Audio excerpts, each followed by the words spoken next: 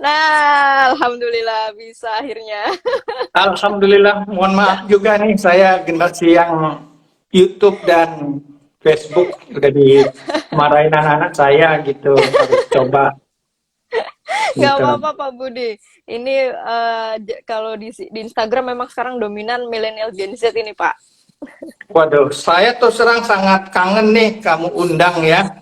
Dan saya sangat appreciate nih Friska sejak kita ketemu dengan Pak Lokek Hong ya, Iya, terakhir gitu. itu bareng makan siang bareng Pak Lokehong 2019 kayaknya Pak. Sudah Iya, lama. ya karena bagi saya yang sudah lama di industri dan lebih banyak ke institusi dan ketika saya membangun komunitas Nabi Yusuf, bagaimana bahasa formal institutional client itu bisa dibumikan dan saya lihat kamu orangnya gitu, salah satunya. Jadi karena itulah ya happy lah buat bikin acara ini. Paling nanti tadi kita luruskan apa itu resesi, apa itu krisis kan. Jadi supaya kalau terminologinya benar, insya Allah kita juga tahu sebetulnya bagaimana sejarah objektif ya gitu. Iya, betul banget Pak Budi. Makanya nih baru kelakon nih. Padahal udah dari pandemi saya chat-chatan Pak Budi, tapi akhirnya baru Iya, kelaksana. iya. Alhamdulillah cocoknya jodohnya waktunya malam hari ini Pak. Ya, betul nih. Jadi mohon maaf juga harusnya minggu lalu ya. Nggak Ternyata apa-apa. cukup banyak nih. Oke. Wajar. Pak Budi mungkin karena ini pertama kali nih muncul di tengah-tengah teman-teman investor pemula di ngerti saham kebanyakan. Mungkin Pak Budi boleh sapa-sapa sebentar Pak. Say hey ini dari Sabang sampai Merauke ada semua sepertinya malam hari ini Pak. Oke, Assalamualaikum warahmatullahi wabarakatuh. Teman-teman semua, apa kabar ya? Senang sekali saya ikut acara ini ya, bisa berpartisipasi, ingin sharing pengalaman melintasi krisis dan juga memanfaatkan investasi ya. Jadi saya practice what I preach ya, termasuk dalam penyiapan dana pensiun, kemudian pembiayaan kuliah anak-anak saya di Eropa gitu ya. Jadi juga saya selain di Bahana, saya udah 25 tahun, saya juga membangun komunitas Nabi Yusuf ya. Jadi bukan cuma pria tampan tahan godaan, ternyata ini luar biasa ya. Nanti kita bisa bikin. Halo teman-teman semua, ini saya lagi belajar ya. Nah, halo, gitu ya. Siap. Wah, Gitu ini ada yang dari teman-teman. Hong Kong juga nih Pak. Dari beberapa dari luar negeri juga join. Oh gitu ya. Oh ini saya nggak lihat running text-nya atau gimana nanti itunya? Iya nggak? Itu sapaan dari teman-teman aja Pak di running text-nya Oh Pak. ya Nggak oke apa-apa. oke oke oke. Nah, Ya nanti Pak tolong Budi, aja. Ya siap. siap Untuk pokoknya. mengawali diskusi malam hari ini, biar kita sama-sama meluruskan apa namanya ya pola pikir nih teman-teman masih kebanyakan investor pemula. Nah, kita mulai bahas dari isu resesi dulu nih Pak. Sebelum Iya. bahas isu resesi, mungkin Pak Budi memberikan gambaran secara sederhana sebenarnya sejauh mana sih sebuah negara itu dikatakan sudah mengalami resesi. Karena sana sini berita ngomongin resesi terus, tapi banyak ternyata yang belum tahu resesi itu yang kondisi seperti apa sebenarnya Pak. Oke, jadi kalau resesi itu teknikal yang diyakini banyak orang yang dianut itu apabila perekonomiannya itu laju pertumbuhan ekonomi ya, jadi itu dihitung dari PDB atau GDP ya gitu, itu turun 2 triwulan berturut-turut gitu. Jadi turun ya gitu. Nanti ada kombinasinya, ada yang parah gitu. Nah, yang parah itu sebetulnya paling gampang ya tingkat keparahannya itu kalau harga energi turun gitu. Karena kalau parah itu disebut depresi. Jadi ada siklus ya, ada siklus ekonomi tumbuh ya, itu namanya pemulihan, ekonomi top ya, boom katakanlah itu bahkan dianggap overheated itu terlalu panas. Biasanya muncul inflasi dan saat itu biasanya kita susah nyari orang gitu, apakah pembantu, supir, tukang bangunan gitu. Kita harus bayar lebih mahal. Kemudian ekonomi slowing. Jadi gini ceritanya, 10 tahun yang lalu saya itu pernah membuat bahkan di Twitter ya, dulu masih pakai Twitter ya. Kalau yang namanya recovery business pub itu buat menasihatkan ke anak saya yang sekarang udah kerja di Jerman. Kalau yang namanya recovery, pemulihan, bisnis bagus. Kita ngupah Mpok Ina, ya dulu ada tetangga saya itu untuk nyuci gitu ya. Itu artinya recovery. Kalau namanya boom, ya, bisnis papa tuh moncer luar biasa. Nah, tapi permasalahannya, Mpok Ina minta dia apa namanya naik gaji dan cuti. Karena dia akhir pekan mau main sama anak-anaknya ke mall ya. Kemudian dia nyambi ke rumah Bu Nasution sebelah saya gitu, yang katakanlah lebih sugih gitu. Nah, kalau resesi bisnis papa lesu, Mpok Ina kita pecat, Raka yang nyuci gitu. Nah, kalau depresi, bisnis papa ambruk, papa dipecat supaya Raka tetap sekolah, biar papa yang jadi tukang cuci. Kira-kira kayak gitu tuh. Bisa dibayangin nggak? Ini kan harus pakai bahasa awam nih kan. Iya, Nah, Amerika itu harus turun karena dia terlalu panas. oke. Jadinya, jadi terlalu panas mulai dari katakanlah pertumbuhan ekonomi, harga aset terutama rumah naik, pengangguran turun drastis ya, dan inflasi meningkat pesat gitu. Itu ekonomi yang terlalu panas. Nah, The Fed ini punya dua mandat. Yang pertama mengendalikan maximum employment, yang kedua itu adalah price stability. Nah, sekarang setelah employment-nya itu tercapai, dia ganti fokus gitu. Jadi malah yang namanya resesi di Amerika itu sebagai harga yang harus dibayar untuk mendinginkan inflasi gitu. Itu di bagian di Amerikanya. Nah, di Amerika itu sekarang ada 1,7 pekerjaan untuk satu orang yang nganggur gitu. Ya, itu kita bisa bahas gitu. Ini lain kok kondisi di Indonesia sama di Amerika gitu. Kira-kira udah awam belum sih saya ngomongnya?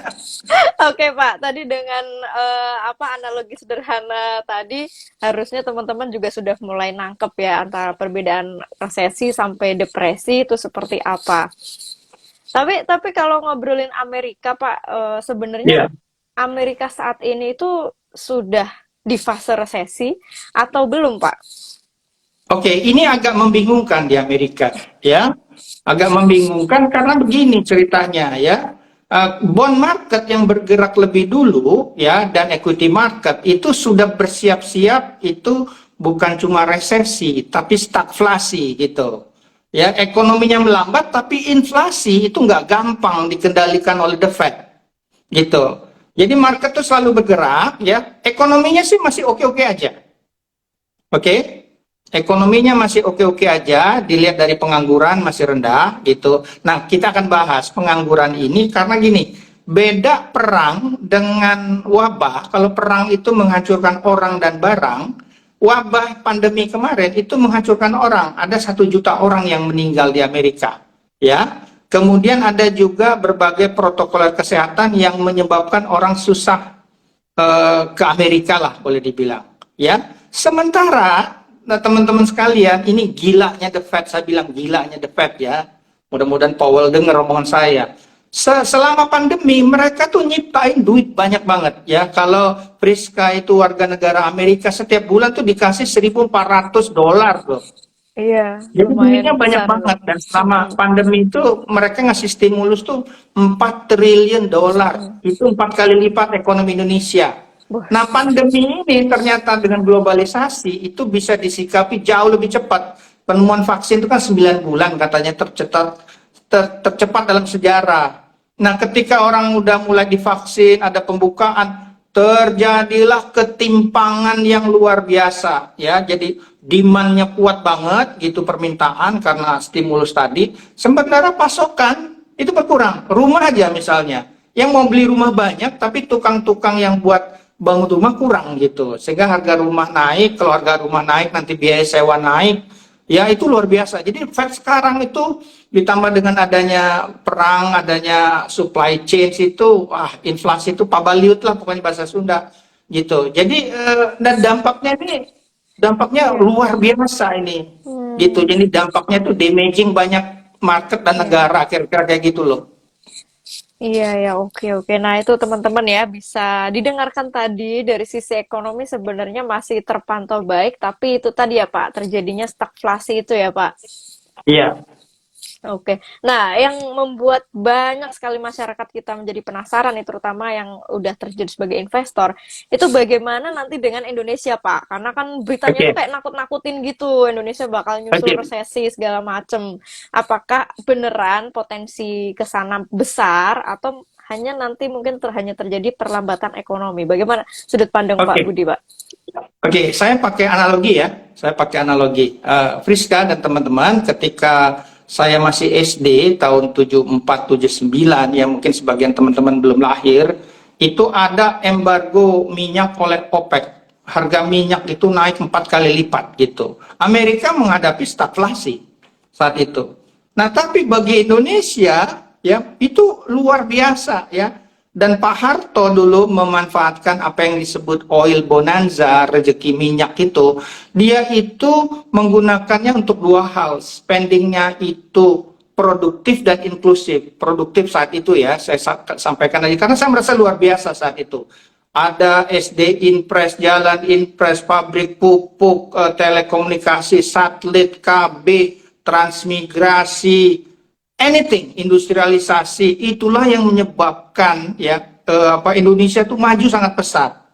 Jadi kalau sekarang ini sebetulnya dengan global setting seperti ini, dunia menghadapi inflasi ya dan gara-gara komoditi, teman-teman sekalian, ini kuncinya. Komoditi itu bagilah dua. Ada yang namanya income commodity, ada yang namanya cost commodity. Apa itu cost commodity? Minyak mentah. Karena kita bukan negara OPEC lagi, ya. Sementara yang income commodity sebutin batu bara, nikel, CPO, karet, ya. Kalau dilihat 3 tahun terakhir, apalagi 5 tahun terakhir, ya, yang namanya harga income commodity, ya, itu tumbuh lebih pesat ketimbang cost commodity. Karena itulah kita bisa menikmati badai inflasi global gitu loh, ya. Coba deh, saya kasih clue aja. Teman-teman yang invest di PTBA nikmat nggak? Eh?